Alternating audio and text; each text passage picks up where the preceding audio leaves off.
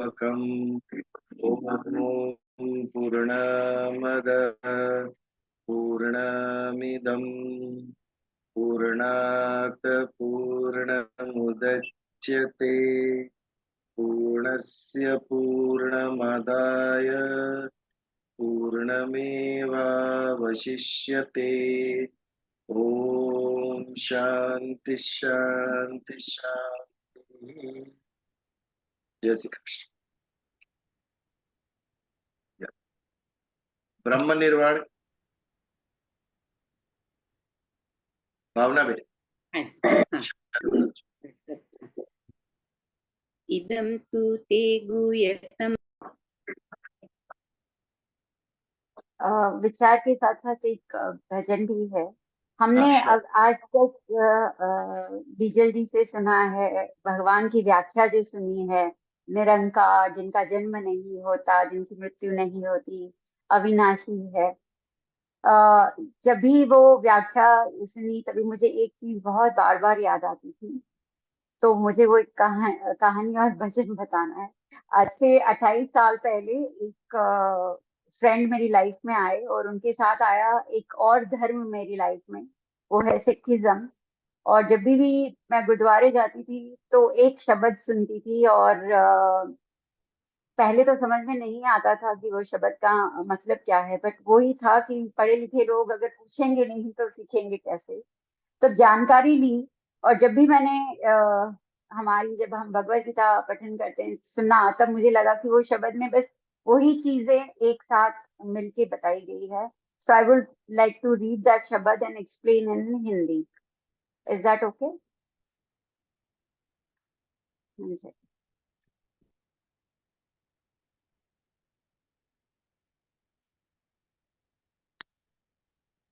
एक ओंकार सत्यनाम कर्ता पूरक निर्भव निर्वैर अकाल मूर्त अजूनी सैभं गुरु प्रसाद। जप आदि सच जुगाड़ सच है भी सच, नानक होसी भी सच। सोचे सोच न होवी जे सोची लखवार, चुप्पे चुप न होवी जे लाए रहा लिवतार। भूख अभूख न उतरी जे बनना पुरिया भा, सहस स्नान पालक होई ताइक ना चलियाना। किव सचियारा होई किव खुड़े टुटे पान, हुक्म रजाया चलना नानक लिखिया ना। जो बोले सो निहाल। सत श्री अकाल। अब मैं इसका मीनिंग हिंदी में जो मुझे समझ में आया और कुछ पढ़ा है वो बताऊंगी। और हम पूरा जैसे भगवत गीता का ही संक्षिप्त सुन रहे हैं ऐसा लगेगा। इसका मतलब ये है, एक ओमकार का मतलब एक ही समस्त ब्रह्मांड का एक ही निर्माता और कर्ता है। वो ही पूर्ण सत्य है और वो है ईश्वर, और ईश्वर का नाम ही सत्य है। वो ही कर्ता हर्ता है, वो ही सत्य है, और वही सब सर्व जीवों की रक्षा करते हैं। यह सब कुछ करने में सक्षम है और पूर्ण है। वह पूर्ण रूप से भय रहित है, और जैसे देव दैत्य जीव मनुष्य जन्म लेते हैं और मर जाते हैं, वो उनसे भी परे हैं। उन्हें काल का कोई भय नहीं है। वह बैर भाव से दूर है, किसी के प्रति कोई बैर भाव नहीं रखते हैं, निर्वैर है। वह काल से मुक्त है, न तो जन्म लेते हैं न तो मरते हैं। वह अविनाशी है, अविनाशी के रूप में वो सदा स्थापित रहते हैं। वह आज भी है, कल भी है और कल भी रहेंगे। वो अजन्मा है, वह पूर्ण है और आवन गमन से मुक्त है। वो स्वयं के प्रकाश से प्रकाशित है उनकी स्वयं में भी रोशनी है। ईश्वर की कृपा से फलस्वरूप सब संभव है, क्योंकि ईश्वर ही जीवात्मा को अज्ञान के अंधेरे से ज्ञान की प्रकाश की तरफ ले जाते हैं। जाप करो। ईश्वर के नाम के जाप से ही विकार दूर होने लगते हैं। अकाल पुरुष इस जगत सृष्टि की रचना और निर्माण के पूर्व से ही सत्य हैं। युगों युगों से वो सत्य हैं। वर्तमान में भी वो सत्य है, भविष्य में भी रहेगा। इस प्रकार भूत, वर्तमान और भविष्य में वह निरंकार अकाल पुरुष ही स्थापित है।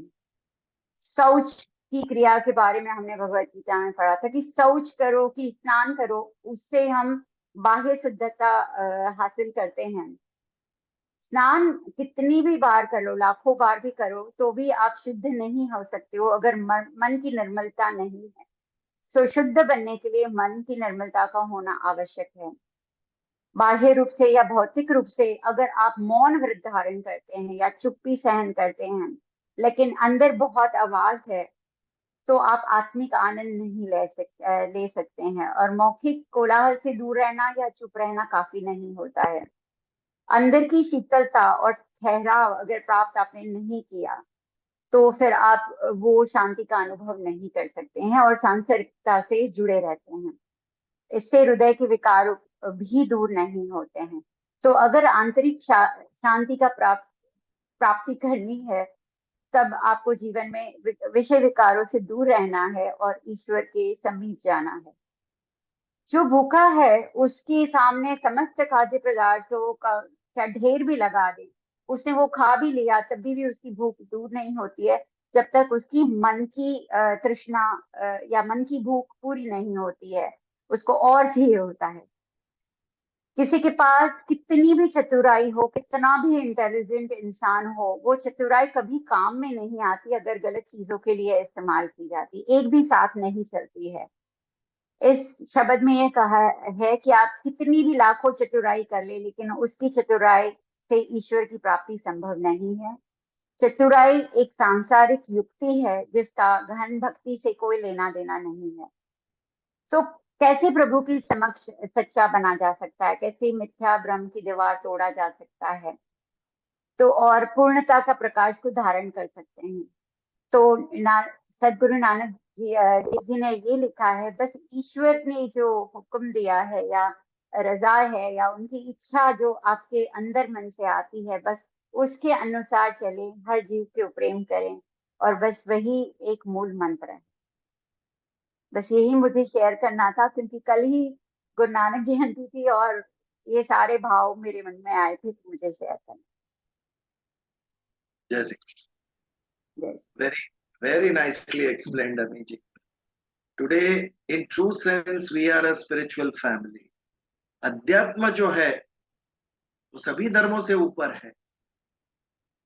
इसके लिए जो अध्यात्म के मार्ग पे चलते हैं उसके लिए सभी धर्म समान होते हैं, सभी धर्मों से अच्छी चीजें ग्रहण करते हैं, वो अध्यात्म। आनो भद्राः क्रतवो यन्तु विश्वतः, इतनी बड़ी गर्जना की थी हमारे वेदों। हमें हर एक दिशा से कल्याणकारी कर्म, कल्याणकारी विचार प्राप्त हो। No prejudice. ये अमेरिका से आया है, ये इजराइल से आया, ये मिडल ईस्ट, नो। मनुष्य के लिए कर्म कल्याणकारी है, स्वीकार करो। बहुत अच्छा एक्सप्लेन किया, आगे भी प्रयत्न कीजिए, आप अच्छा बोल सकेंगे। तो आगे बढ़े। श्रीमद् भगवत गीता अध्याय 6 आत्म संयम योग। उसके पहले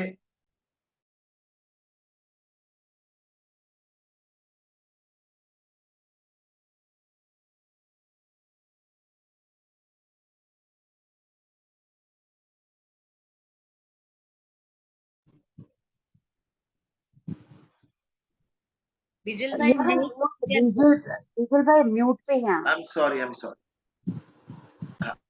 हमारे संजय भाई देसाई आज ज्वाइन किया है हमारे साथ।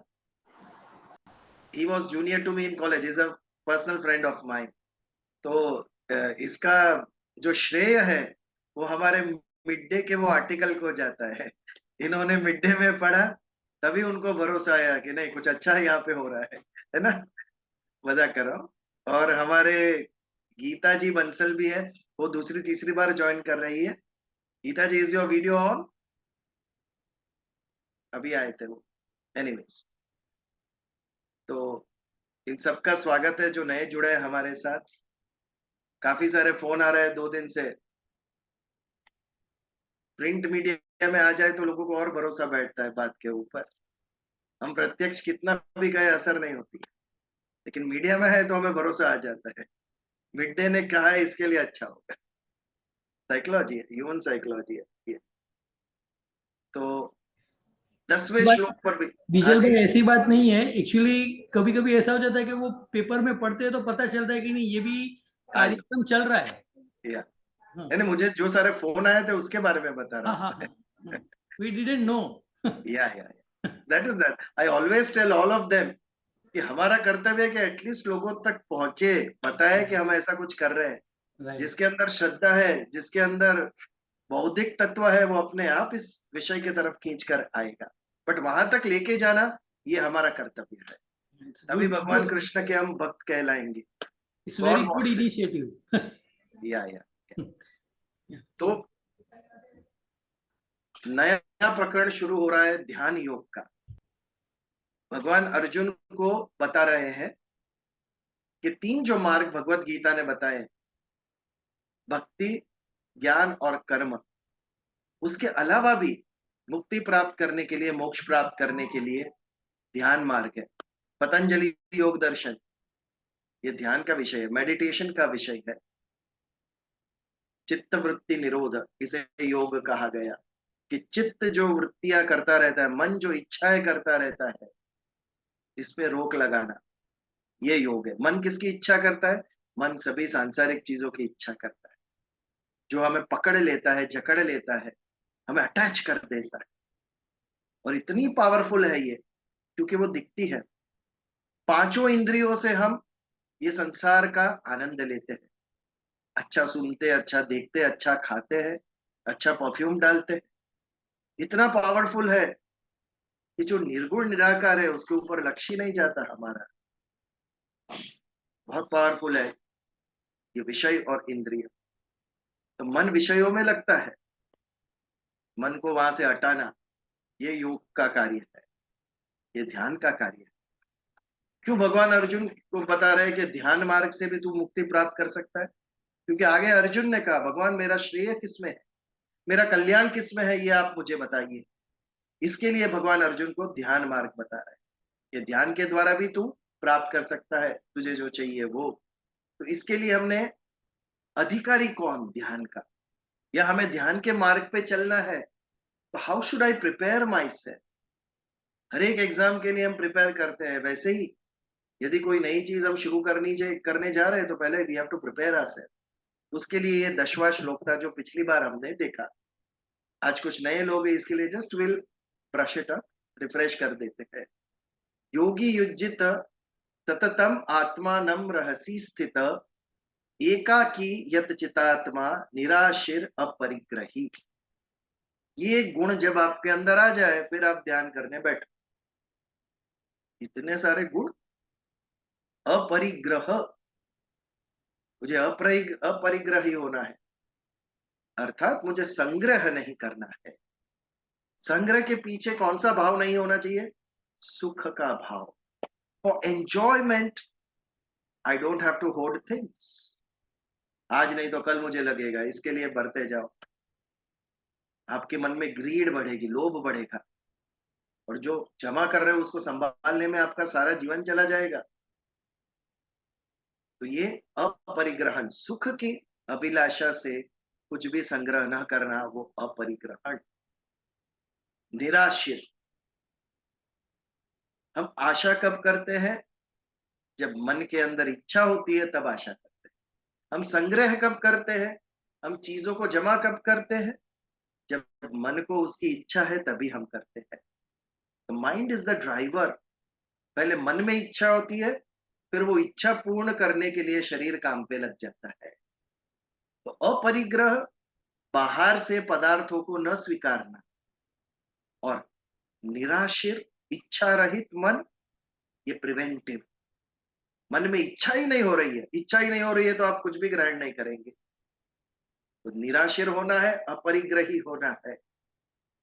यत चितात्मा, कितना भी हम मन को पकड़ के रखे, उसका दमन करे, शमन करे, फिर भी कहीं ना कहीं राग रहेगा ही मन के अंदर, कहीं ना कहीं इच्छाएं जन्म लेगी ही मन के अंदर।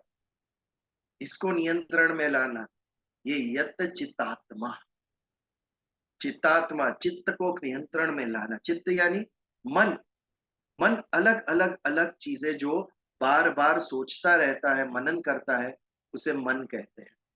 कल सुबह मुझे ये करना है, दोपहर को ये करना है, शाम को ये करना है, ये मनन है।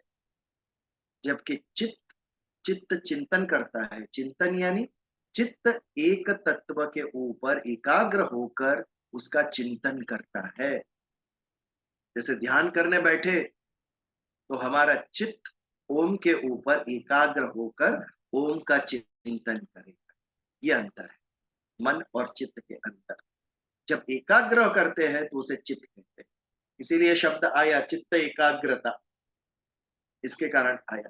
तो यत चितात्मा, जो मन और चित्त पर नियंत्रण करता है, ये करना है। और एकाकी और एकांत, आप यदि ध्यान करने मार्केट के अंदर बैठे तो ध्यान नहीं होगा आपसे। उसके लिए एकांत चाहिए। एकांत क्यों चाहिए? आते जाते लोग आपको डिस्टर्ब करेंगे, विक्षेप होगा आपके मन के अंदर। इसके लिए हमने बात की थी कि जैसे अरण्य में, वन में जाकर ऋषि मुनि एकांत में जाकर उपनिषद लिखा करते थे। बृहदारण्यक उपनिषद अरण्य में जाके लिखा गया था, एकांत, जिससे हमें डिस्टर्बेंस ना हो। एक एकांत है जब we are not in a group, आजू बाजू इर्द गिर्द कोई नहीं है, दैट इज एकांत। एंड व्हाट इज एकाकी? एकाकी जब हम मन से अकेले हैं, 25 लोगों के बीच में बैठे हैं, लेकिन हमारा मन कुछ भी नहीं ध्यान है, लोग क्या बोल रहे हैं, क्या कर रहे हैं, हमारा मन कुछ और ही सोच रहा है। We are cut off. तो physically we are sitting in between 25 people, लेकिन मन हमारा उसमें से किधर भी नहीं, कहीं और ही है। दैट इज एकाकी। सबके साथ होती है भी, अकेले वो एकाकी। एकाकी होना है, तब जाके ध्यान हमसे होगा। यदि अन्य 4 लोगों के विचार मन में आए तो ध्यान नहीं होगा हमारा। तो एकाकी, एकांत और योगी युज्जित सततात्मा। योगी कौन? जिसने मन का निरोध किया है वो, चित्त वृत्ति का निरोध किया है वो।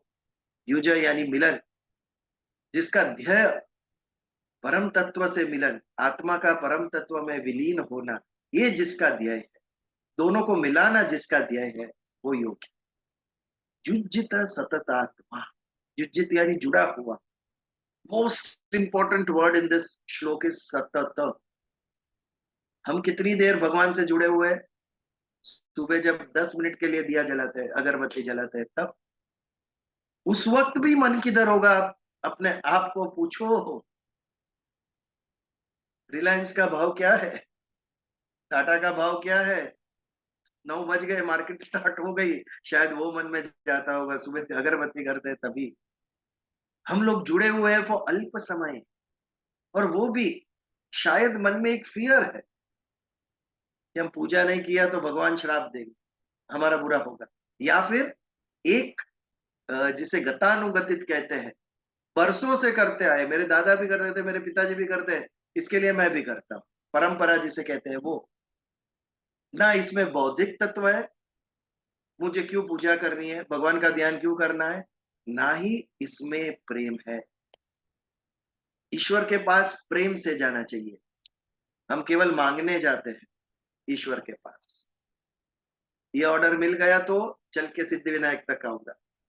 सोमवार रात को जरा एसवी रोड पे आना, बोरीवली, दहीसर, कहां कहां से लोग चलते हुए जाते रहते हैं। मांगने मत जाओ, प्रेम से जाओ। God we are one. मैंने बहुत सारा ये देखा, पढ़ाई की, कि कहीं पर भी मीरा ने, नरसिंह मेहता ने कुछ मांगा है भगवान से? No, there was pure love. Narsinh Mehta को ट्रस्ट था, मामेरा करेंगे भगवान, मैं नहीं जानता। अदम्य लव। अनन्यास चित्तयन्तो माम ये जनाः पर्युपासते तेषां नित्याभियुक्तानां योगक्षेमं वहाम्यहम्। तो अनन्य चित्त से मेरे साथ जुड़ा हुआ है, उसका योगक्षेम मैं करूंगा। मीरा का योगक्षेम मैं चलाऊंगा, नरसिंह मेहता का, तुकाराम का योगक्षेम मैं चलाऊंगा। जो सुबह 10 मिनट खाली दिया करते हैं उसका योगक्षेम मैं नहीं चलाऊंगा। इनडायरेक्टली भगवान इस टाइम तो सतत जो जुड़ा रहा है वो ही ये सिद्धि प्राप्त कर सकते हैं। हम अल्प समय के लिए जुड़े हुए हैं। सप्ताह में 45 मिनट्स ओनली भगवान से जुड़े हुए हैं सत्संग के समय। वो 45 में से भी 25 मिनट्स कहाँ होंगे पता नहीं। शरीर यहाँ पर है, लेकिन मन कहाँ होगा पता नहीं हमें। तो जो सतत ईश्वर से जुड़ा हुआ है वही ये सिद्धि प्राप्त कर सकता है। तो ध्यान के लिए सतत जुड़े रहना आवश्यक है। तो आप ध्यान करने बैठे तभी भी सांसारिक बातें आएगी आएगी और आएगी ही मन में, क्योंकि हम उसको महत्व देते हैं। हम जिस चीज को महत्व देंगे वो हमारा जीवन बन जाएगा। अगर दुख को महत्व नहीं दिया तो बिल्कुल स्पर्श नहीं करेगा हमें। हमारे संतों ने इतना दुख सहन किया but they were not disturb. जरा भी दुख नहीं था उसको, बिकॉज उसको महत्व ही नहीं दिया। हम जिस चीज को इंपॉर्टेंस देंगे वो हमारी नींद खराब कर देगा। कोई भी दुख हो उसे महत्व न दो, वो आपको स्पर्श भी नहीं करेगा। ये तितिक्षा है। जब हम उस दुख की उपेक्षा करेंगे तो वो हमें दुख नहीं देगा। हम हंसते हुए वो सहन कर सके। हमारा क्या होता है, इतना भी सिर दर्द होता है तो हमारा मन उसी में है, हम उसमें से बाहर ही नहीं आना है। हम we are thinking continuously about it only. बहुत दुखता है, कब कम होगा, ये दवाई लूं वो दवाई लूं। हम महत्व दे रहे हैं।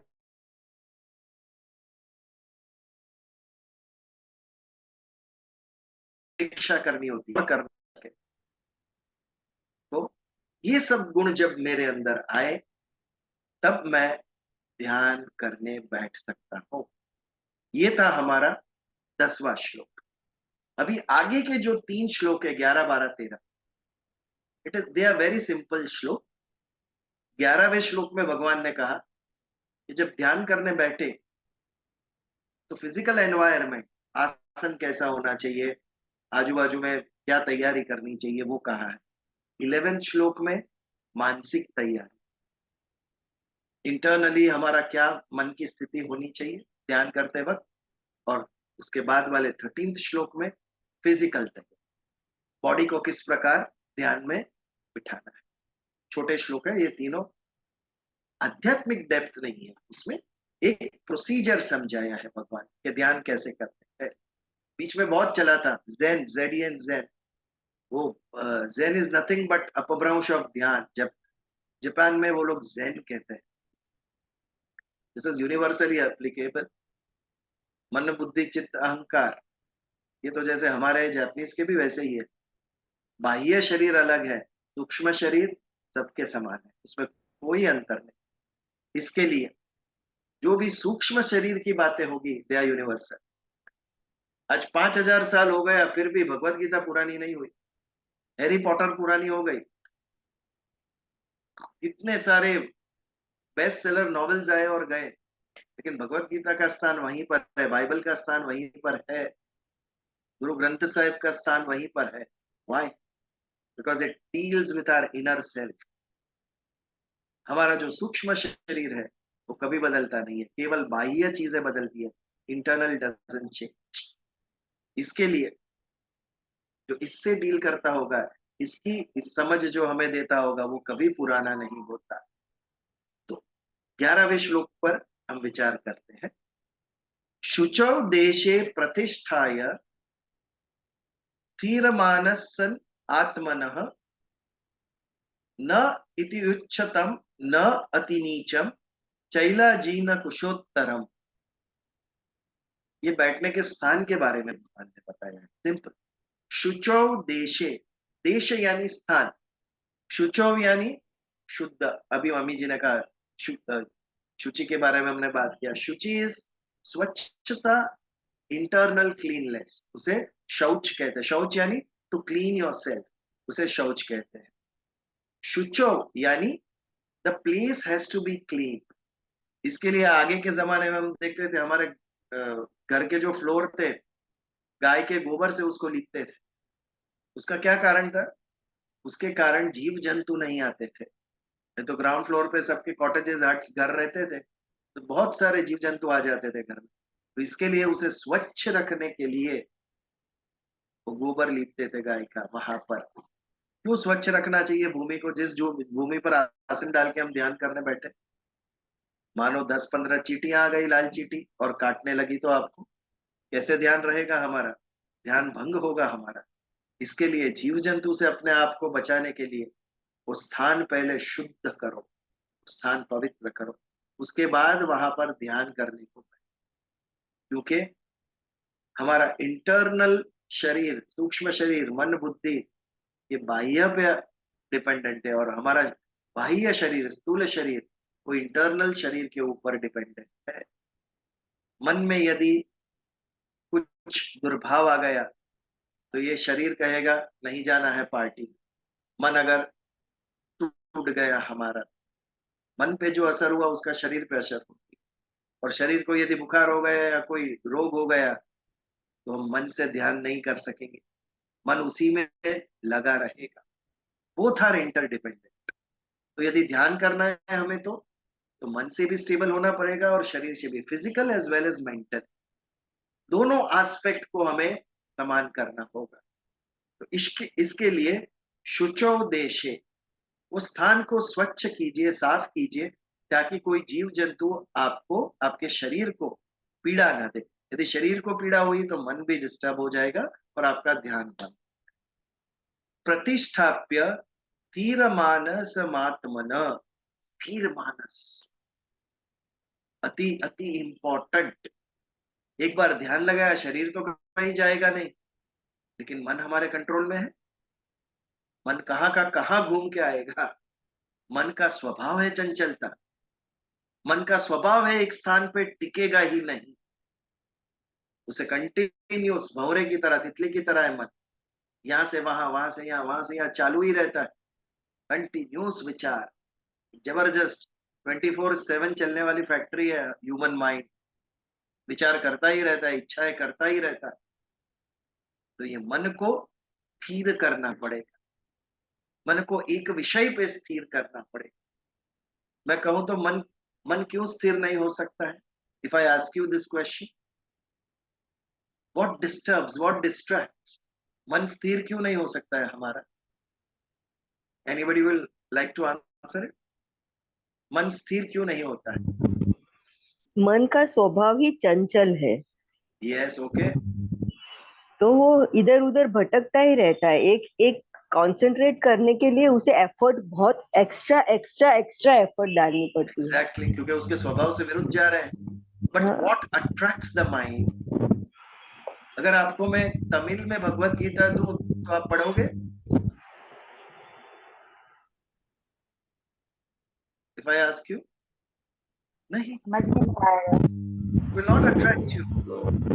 What will attract me? जो समझ मुझे में जो आता है। पसंद है वो मुझे अट्रैक्ट करेगा। मुझे क्या पसंद है? मुझे विश्व के अंदर जो सारे भोग है वो पसंद है। अच्छा खाना, अच्छा देखना, अच्छा सुनना, इन सब चीजों के प्रति माइंड मेरा डिस्ट्रैक्ट होता है। इन शॉर्ट, मन की चंचलता क्यों है? क्योंकि मन संसार में जो विषय है, जो अलग अलग अलग सुख है, एंटरटेनमेंट है, मौज शौक है, इसके प्रति मेरा मन आकर्षित होता है। तो मन को यदि ये चंचलता से बचाना होगा तो कहाँ लगाना पड़ेगा? इससे ऑपोजिट, विश्व का ऑपोजिट, संसार का ऑपोजिट, परम तत्व, चैतन्य, आत्मा। जब मन परम तत्व में लगाएंगे, आत्मा में लगाएंगे, तो उसकी चंचलता कम हो जाएगी। संसार में लगाया मन तो कंटिन्यूस चंचल रहेगा, ये चाहिए, वो चाहिए, व्हाट नॉट। आप एक शॉपिंग मॉल में जाइए, एक ड्रेस लानी होगी, 3 ड्रेस लेकर आ जाएंगे, क्योंकि मन चंचल है। एक लिया तो दूसरे पे गया, दूसरा लिया तो तीसरे पे गया। अपने आप को हम कंट्रोल नहीं कर सकते। ये सारी सांसारिक चीजें हैं, ये मन को आकर्षित करती है, इसके लिए मन डिस्ट्रैक्ट होता है। ध्यान को इससे ऑपोजिट करना है, संसार से हटाना है मन को, संसार से हटाकर ईश्वर में लगाना है, परम तत्व में लगाना है। यदि परम तत्व में मन लग गया तो उसकी चंचलता कम हो जाएगी और तब जाके ध्यान में हम सफलता प्राप्त करें। इसके लिए कहा है कि स्थिर मानसमात्मनः, मन को स्थिर करना है। जब तक मन संसारिक सुख भोग में लगा हुआ है तब तक अस्थिर रहेगा, चंचलता रहेगी। आज ये लिया, कल वो चाहिए, परसों और कुछ चाहिए। उसको वहां से हटाकर प्रयत्न पूर्वक, अति कठिन है, प्रयत्न पूर्वक उसे ईश्वर में लगाना पड़ेगा। परम तत्व के साथ जब एक रूप होगा मन, तभी मन स्थिर होगा और तब हमारा ध्यान हमें सिद्धि देना शुरू करेगा, तब फलीभूत होगा हमारा। जब तक मन में चंचलता है तब तक वो हमें सिद्धि नहीं देगा। तो स्थिर मानस मात्मनः, मन को ईश्वर में लगाकर मन को स्थिर करना पड़ेगा। न अति इच्छितम न अति नीचम, आपका जो बैठने का स्थान है, जो आपने स्वच्छ शुद्ध किया है, और उसके ऊपर आप जो भी कुर्सी है, टेबल, सोफा, कुछ भी हो, ना अति ऊपर ना अति नीचे। अति नीचे रखा तो भी जीव जंतु आ सकते हैं आपको डिस्टर्ब करने के लिए, और बहुत ऊपर रखा तो एक डिस्कम्फर्ट रहेगा कि शायद हम गिर गए तो यहाँ से। कि ध्यान करेंगे तो अलर्टनेस हमारी चली जाएगी। यदि ध्यान में मग्न हो गए तो पॉसिबिलिटी है कि नींद भी आ जाए। नींद आ जाए तो देयर इज अ पॉसिबिलिटी कि यू मे फॉल डाउन। इसके लिए आपका जो आसन है वो स्वच्छ जगह पे होना चाहिए, ना नीचे होना चाहिए ना ऊपर होना चाहिए। और अंत में चैला जीन कुशोत्तरम, वो बैठने का आसन कैसे होना चाहिए? 3 चीज होनी चाहिए। सबसे नीचे कुश, उसके ऊपर मृग चर्म और उसके ऊपर वस्त्र। ये अर्थ है इसका, चैला जीन कुशोत्तरम। कुश यानी एक प्रकार का घास है वो, और बहुत ही शार्प है, बहुत ही तेज है। उसकी ब्लेड्स जो साइड की होती है वो आपकी फिंगर भी काट सकती है, खून निकल सकता है, इतना तेज होता है कुश। और कहते हैं वो जो वराह अवतार लिया जब भगवान नारायण ने, तो वराह भगवान के वराह अवतार में वराह के जो रोम थे, वो रोम में से कुश उत्पन्न हुआ था। इसके लिए उसे बहुत पवित्र कहा गया है। जब सूतक होता है तब कुश का प्रयोग होता है, और इसीलिए, और खास करके कुश का जो अग्र भाग है वो बहुत ही तेज होता है, तीक्ष्ण होता है। बुद्धि के लिए कहते हैं ना, कुशाग्र बुद्धि है उसकी। हिंदी में, गुजराती में ये प्रयोग, ये शब्द का प्रयोग वो होता है, कुशाग्र बुद्धि, यानी जिसकी बुद्धि बहुत तीक्ष्ण है, बहुत तेज है। कुश का जो अग्र भाग है इतनी तेज है। तो ये ऐसा जो कुश है, ये कुश को, घास को सबसे नीचे बिछाया जाता है। अभी इसके ऊपर हम बैठे तो संभव है इट विल हर्ट यू, आपके शरीर में वो चुभेगा आपको, इतना तीक्ष्ण है। तो इसके लिए उसके ऊपर मृग चर्म, जब हम व्याघ्र चर्म, शेर का, शेर की खाल देखते हैं, चमड़ी, या मृग यानी हिरन की देखते हैं, तो हमें ये संशय होता है कि क्या इनका शिकार करते होंगे आगे के समय में? जी नहीं, मरे हुए मृग का चर्म यूज करते हैं। जो मरा नहीं है, ऐसे मृग को मारकर यदि चर्म कहो तो उसे अपवित्र कहा गया था। बट जो नेचुरली जिसकी मृत्यु हुई है, ऐसे व्याघ्र यानी बाघ, या फिर ऐसे मृग यानी हिरन, इसके चर्म का उपयोग वैध था, वो अपवित्र नहीं गिना गया था। लेकिन यदि आप मार कर वो उसका इस्तेमाल करते हो तो वो अपवित्र माना गया था। तो कुश के ऊपर मृग का चर्म डालते थे और मृग चर्म के ऊपर एक वस्त्र बिछा, ये 3 चीज मिला के आसन निर्माण होता था। और ऐसे आसन के ऊपर ध्यान करने को कहा गया है। टेक्निकल श्लोक था, ज्यादा इसमें आध्यात्मिक डेप्थ नहीं थी। तो इसके ऊपर यदि कोई प्रश्न हो तो वी कैन टेक इट। ये 11th श्लोक है, 10th या 11th, या फिर आगे बढ़े। બીજલ ભાઈ, हाँ जी। સ્થિર આસન છે કે સ્થિર માનસ છે? स्थिर मानस, आसन नहीं, मानस, मन। સ્થિર માસન છે? સ્થિરમાસનમ આત્મનમ. આ સ્થિર આસન છે. કરેક્ટ. સ્થિરમ આસનમ આત્મનઃ. હા હા, આસન કે છે મારા હિસાબથી, મને એવું સમજાણું. હા, સ્થિર આસન પણ અને માનસ પણ, મન પણ તમારું સ્થિર હોવું જોઈએ. Correct. Okay. It is implied. Yes, it is સ્થિર માનસમ. Anything else? कि आगे बढ़े?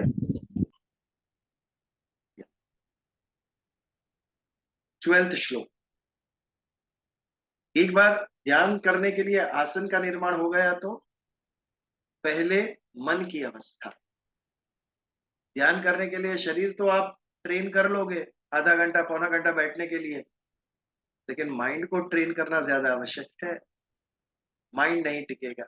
इसके लिए पहले मन की अवस्था कैसी होनी चाहिए ध्यान में, ये 12वें श्लोक में कहा गया है. 12वां श्लोक हम पढ़ेंगे. तत्रैकाग्रम मनः कृत्वा यत् चितेन्द्रिय क्रियः उपविश्यासने युज्याद्योगम आत्म विशुद्धये.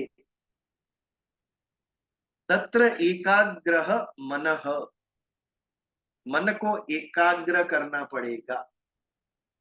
मन को एकाग्र कैसे करेंगे? अभी जो मैंने कहा वो परम तत्व के ऊपर, ईश्वर के ऊपर जब मन को लगाएंगे तो अपने आप को संसारिक भोगों से हटने लगेगा. हम संसारिक भोगों से विमुख होंगे और परम तत्व चैतन्य के प्रति हम सम्मुख होंगे. ये जब प्रक्रिया धीरे धीरे धीरे बढ़ेगी, एक दिन में नहीं होगा, ये उसे बहुत समय लगता है.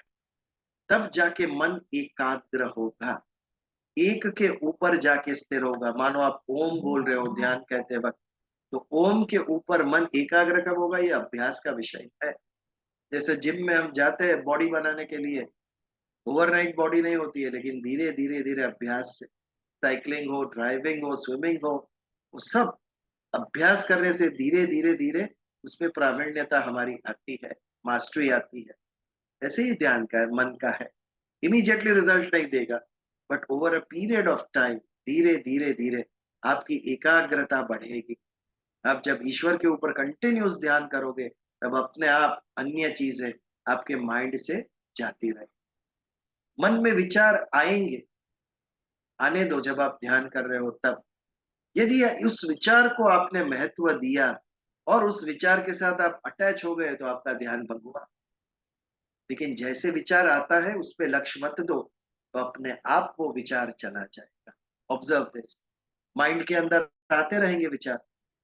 जिस विचार को आपने महत्व दिया, जिसको पकड़ा, जिसके साथ आप जुड़ गए, वो आपको डिस्टर्ब करना शुरू कर देगा. या सुख भी दे सकता है वो विचार, या दुख भी दे सकता है.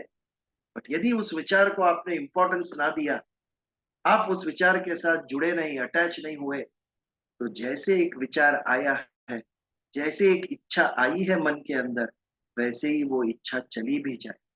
उसके ऊपर लक्ष्य नहीं देना है हमें, तब जाके मन एकाग्र होगा. नहीं तो मन को डिस्टर्ब करने के लिए अपने आप उद्भव होते रहते हैं मन के अंदर इच्छाएं और विचार. बुद्धि भी संकल्प विकल्प निर्णय करती ही रहती है कंटिन्यूस. तो तत्र एकाग्रह मनः कृत्वा यत् चितेन्द्रिय क्रियः. यत् चितेन्द्रिय, फिर वही बात है जो आगे हमने देखा. वो चित्त को नियंत्रण में रखना होगा, मन को नियंत्रण में रखना होगा ईश्वर के साथ जोड़कर. जब तक ये नहीं होगा, ये मूल बात है, फंडामेंटल, ये नहीं होगा तब तक ध्यान में हम सक्सेसफुल नहीं होंगे. उपविश्यासने यानी बैठना.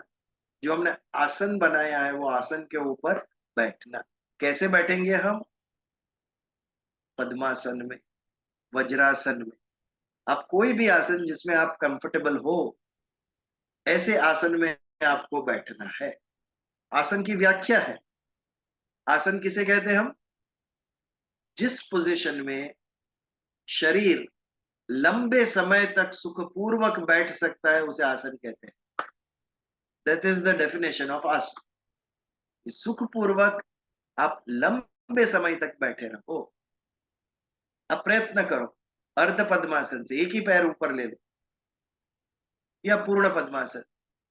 जैसे ही आप पद्मासन में बैठोगे कि आपकी रीढ़ की हड्डी है जो स्पाइनल कॉर्ड, वो एकदम स्ट्रेट हो जाएगी अपने आप। जरा भी आप झुकेंगे नहीं, अपने आप स्ट्रेट हो जाएंगे जैसे ही पद्मासन में बैठे। And that is the correct posture. ये पोस्चर में हम बैठे तो कभी हमें स्पॉन्डिलोसिस, स्लिप डिस्क कुछ नहीं होगा। नो फिजियोथेरेपी रिक्वायर्ड, बिकॉज जो नेचुरल पोस्चर है वही पोस्चर में हम बैठे। ये जो हमने सोफास, काउचेस ये सब बनाया है, इनिशियली तो बॉडी को कंफर्टेबल लगता है, but over a number of years they start giving you problem. उसके बाद you will crave for flat surface, hard surface. उस पे बैठोगे, उस पे सोओगे, तब अच्छा लगता है। भगवान ने समझ कर ही नहीं बनाया है ना, इतना कुछ बॉडी के अंदर प्रोटेक्शन दिया है, तो ये सब चीजें, सॉफ्ट चीजें क्यों नहीं बनाई? इसके लिए नहीं बनाई। आंखों को कवर करने के लिए आईलैशेस है, हार्ट को रिब्स के अंदर रखा है, ब्रेन को ड्यूरा के अंदर रखा है। तो पैर को चप्पल के साथ भी भगवान जन्म दे सकते थे ना, फीट को क्यों नहीं दिया? क्योंकि when you walk naturally acupressure होता है, बेयरफुट जब आप चलते हो तब छोटे छोटे जो कंकड़ पत्थर है वो आपकी सभी नर्व्स को एक्यूप्रेशर करते रहते हैं। एक परफेक्ट बॉडी भगवान ने बनाई। इतना सा भी इन्फेक्शन लगे तो व्हाइट ब्लड सेल्स अपने आप बढ़ गए। किसने बढ़ाया ये व्हाइट ब्लड सेल? और ये व्हाइट ब्लड सेल्स को पता कैसे चला कि फॉरेन बॉडी आई अंदर? चमत्कार है ये। एक एक बॉडी का आप फंक्शन देखोगे तो आपको चमत्कार लगेगा। पेट के अंदर इतना एसिड, ये एसिड है तो हम जो खाते हैं वो पचता है। भगवान ने एसिड ही नहीं रखा होता तो पेट के अंदर कुछ भी खाया हुआ पाचन नहीं होता उसका। और वो एसिड ऊपर ना है इसके लिए डायफ्राम भी दिया हुआ। यदि एसिड ऊपर आ जाता है तो एसिडिटी, एक उम्र के बाद एसिडिटी सबको होने लगती है। What is that? स्टमक में से एसिड ऊपर आने लगा है आपकी चेस्ट में, फूड पाइप में, एंड दैट बर्न्स। वो एसिड बर्न करता है। हर एक ऑर्गन को आप देखोगे तो भगवान का चमत्कार। 120/80 बीपी ब्लड प्रेशर, डॉक्टर्स ने ये ढूंढा, लेकिन सेटिंग किसने किया? 180/80, 120/80, सबका 120/80। एट द एज ऑफ 42 क्या हो जाता है कि आंखों को पढ़ने के लिए चश्मा आ जाता है सबको? कौन बोलता है आंखों को कि 42 का हुआ तू? फिर भी at one age, particular age around 42, सबको बाइफोकल रीडिंग ग्लासेस आ जाते हैं। तब मन सोचने लगता है, इतना परफेक्ट मशीनरी अपने आप बनी है या किसी ने इसके पीछे कोई क्रिएटर है? हर एक चीज का इलाज रखा है बॉडी के अंदर कि आप 100 साल जी सको। संपूर्ण इलाज बॉडी के अंदर है, प्रोटेक्शन है बॉडी के अंदर, अपने आप होता है। तो मन सोचता है, इज इट अपने आप हुआ है कि इसके पीछे कोई क्रिएटर है, कोई ईश्वर है कि जो ये चमत्कार करता है, इतनी बड़ी मशीनरी बनाई है तो उपविशेष्यासने, उपविशति यानी बैठना, आसन पर बैठना है। कोई भी पोजीशन जो आपको कंफर्टेबल है वो पोजीशन में बैठना है। और सबसे इंपॉर्टेंट बात, युज्याद्योगम आत्म विशुद्धये। युज्या यानी जोड़ना, आत्म विशुद्धये, मन को, आत्मा को परम तत्व के साथ जोड़ना है। और विशुद्ध तभी होगा। सभी मलिनता कहां पर है? संसार में। सभी नेगेटिव थॉट्स, ईर्ष्या, लोभ, अहंकार, क्रोध, ये सब कहां पर है? ये संसार से प्राप्त होते हैं। ऑल नेगेटिविटी, ऑल अशुद्धि, ऑल मलिनता संसार से उत्पन्न है, शरीर से उत्पन्न है। लेकिन मन जो है वो शुद्ध है। आई एम सॉरी, आत्मा जो है वो शुद्ध है, आत्मा पवित्र है। क्यों? क्योंकि आत्मा परम तत्व का अंश है और ये जो शरीर है वो संसार का, प्रकृति का अंश है। प्रकृति में दोष है, त्रिगुणात्मक प्रकृति, सत्व, रज, तम, ये सभी हमारे माइंड के अंदर दोष उत्पन्न करता है। कभी सात्विक इच्छा है, कभी राजसी, कभी तामसी इच्छा है। किसी का बुरा हो ऐसा मन के अंदर भाव आ जाता है। ये हमारे मन को अशुद्ध बनाता है।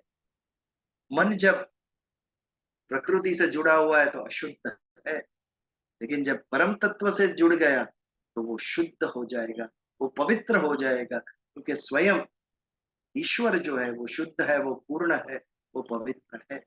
ईश्वर यानी सत्य। सत्य के साथ हमने संग किया तो, सत्य से जुड़ गए तो सत्य के गुण हमारे अंदर आएंगे, तभी सत्य गुण हमारे अंदर आएंगे। और सत्य से अलग हो गए, हम विमुख हो गए और प्रकृति से जुड़ गए तो सत्व रज तम ये सब हमारे अंदर आएंगे। You will crave for happiness, you will crave for entertainment.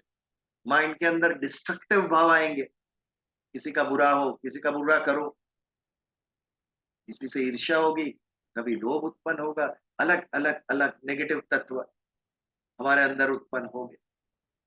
जो वाइज है, बुद्धिशाली है, वो ईश्वर के साथ जुड़ेगा, सत्य के साथ संग करेगा कि सत्य के जो सत्गुण है वो मेरे अंदर आए, वो मैं आत्मसात करूं, उससे मेरे जीवन में परिवर्तन आएगा। तो युज्य उद्योग आत्म विशुद्ध, उद्योग करना यानी मेहनत करना, काम करना। भगवान के साथ जुड़ने का हम उद्योग करेंगे, हम काम करेंगे, उससे क्या होगा? विशुद्ध है। इससे मेरा मन बुद्धि विशुद्ध होगा, पवित्र होगी जब ईश्वर के साथ जुड़ जाएगी। यही मन बुद्धि जब संसार से जुड़ेगी तो सभी संसार की मलिनता मेरे अंदर आएगी, मैं शुद्ध होगा, मैं अपवित्र होऊंगा। तो ये था हमारा 12वां श्लोक और 10:15 बज गए। आज के प्रवचन का हमारा समय भी समाप्त हुआ है। तो 13वां श्लोक का आरंभ हम आज नहीं करेंगे, वो अगले मंगलवार 9:15 बजे जब हम मिले तब अगले प्रवचन में 13वें श्लोक से हम शुरुआत करेंगे। यदि आज के प्रवचन के ऊपर या 13वें श्लोक के ऊपर यदि किसी को शेयर करना है या कोई प्रश्न है तो we can take it for 2 minute. Bijal, मैं एक बात कहना चाहूंगी। एक्चुअली मैंने कुछ हफ्तों पहले एक छोटा सा बंगाली भजन प्रस्तुत किया था और उसका छोटा सा Yeah. मीनिंग बताया था। I know. तो उसमें ऐसा था कि हे मन अपने घर चलो, और उसमें एक था कि पोरो प्रेमे केनो होए चेतनो भूलिशो अपने जोने। तो मैं इस विषय पर थोड़ा मनन कर रही थी। जब मैं ये भजन सीख रही थी तब मैं थोड़ा सा मनन किया था। तो टुडे, आज जब आपने कहा कि मन जो है वो विषयों की तरफ आकर्षित क्यों होता है, तो मैं एक छोटा सा कुछ शेयर करना चाहूंगी जो मुझे लगा। हाँ, it's not like it's written somewhere or something. जो मुझे उस वक्त मुझे अनुभव हुआ वो मैं शेयर करना चाहूंगी। तो हम लोग सोचते हैं कि एक कोई भी व्यक्ति या कोई भी चीज किसी और के साथ किसी और से एफिनिटी महसूस करती है या किसी और से आकृष्ट होती है, तो वो क्यों होती है? तो हम लोग हमेशा, हमको कोई भी व्यक्ति अपना लगता है तब हम उसकी ओर आकृष्ट होते हैं कि इसमें और मुझ में कुछ कॉमन है, तो हम आकृष्ट होते। तो मन, मैंने ऐसे ही सोचा कि मन जो जिस चीजों से आकृष्ट होता है उससे में भी ऐसे है कि दोज थिंग्स एंड जो मन बना है वो सिमिलर चीजों से बना होगा, जो माया की उपज है। मन भी माया की ही उपज है, और ये जो सारी चीजें हैं जिससे हमारा मन आकृष्ट होता है वो भी माया की ही उपज है। तो maybe this is the reason why मन उनकी तरफ आकृष्ट होता है।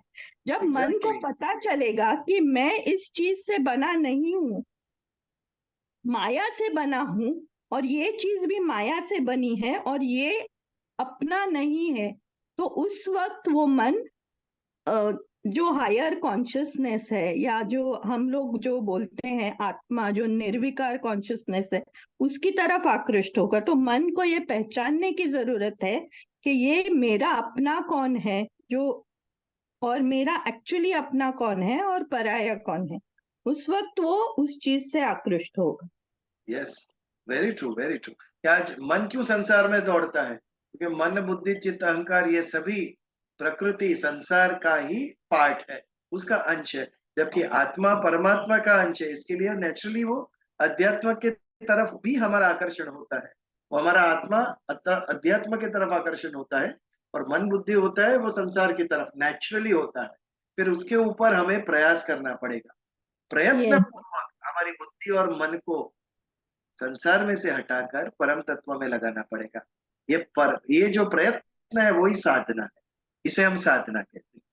और वो कठिन क्यों है? क्योंकि उसका जो नेचुरल स्वभाव है उससे हमें हटाकर उसे विरुद्ध दिशा में लेके जाना है, इसके लिए ये साधना कठिन हो जाती है। वेरी या। चलो तो शांति पाठ करिए, समापन।